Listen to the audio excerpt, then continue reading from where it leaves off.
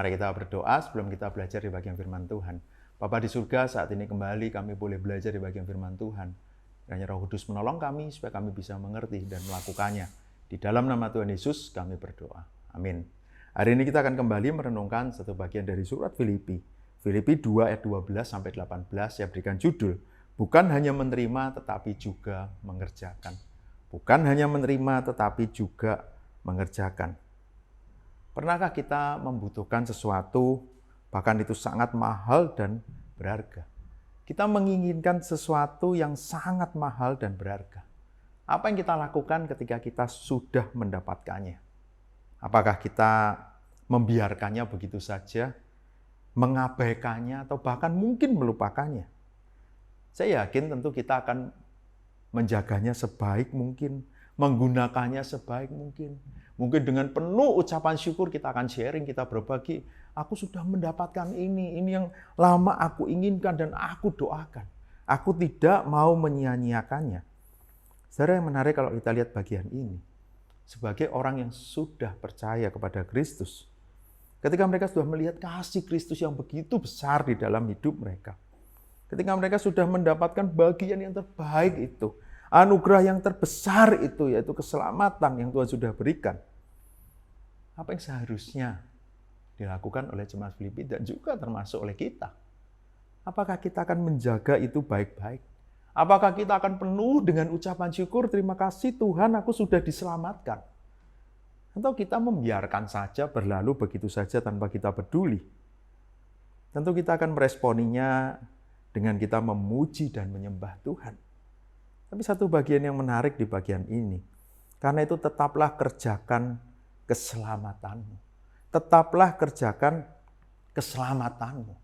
Ketika kita sudah mendapatkan anugerah Allah itu, ketika kita sudah mendapatkan keselamatan itu, di bagian ini jelas, responi itu, kerjakan itu, hidupi hari demi hari, berjuanglah menjaga apa yang Tuhan sudah anugerahkan itu, tetaplah setia sampai akhir.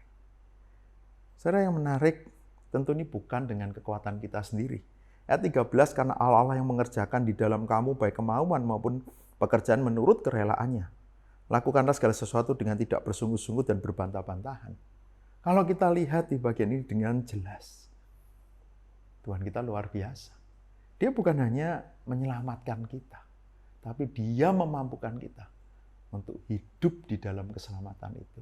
Dia memampukan kita untuk terus memperjuangkan anugerah yang Tuhan sudah berikan itu. Dia sendiri yang mengerjakan. Dia sendiri yang akan memakai dan menguatkan kita, supaya kita bisa hidup sebagaimana seharusnya orang-orang yang sudah diselamatkan. Hidup sebagaimana orang-orang yang sudah mendapatkan anugerah Tuhan, memiliki hidup yang baru, bukan terus tinggal di dalam hidupnya yang lama. Di dalam anugerahnya, kita pun diberikan kekuatan untuk bisa berjuang. Kalau kita lihat ayat-ayat yang ada di bawahnya, ketika Tuhan izinkan, ketika Tuhan kuatkan, kita boleh menjadi seperti bintang yang bercahaya. Kita boleh tetap setia dan kita tidak percuma berlomba. Kita akan menyelesaikan pertandingan kehidupan itu dengan baik. Kita pun akan menjadi persembahan yang harum bagi Allah. Inilah kita, orang-orang yang sudah dikasihi Tuhan. Kita yang sudah mendapatkan bagian yang terbaik di dalam Kristus. Pertanyaannya, bagaimana dengan hidup saudara sekarang? Sudahkah saudara hidup sebagaimana seharusnya orang-orang yang mendapatkan anugerah keselamatan itu? Apakah saudara sudah hidup sebagaimana seharusnya orang-orang yang sudah dilepaskan dari ikatan dosa, tapi Kristus menjadikan kita manusia baru, yang terus diizinkan untuk berproses serupa dengan Dia?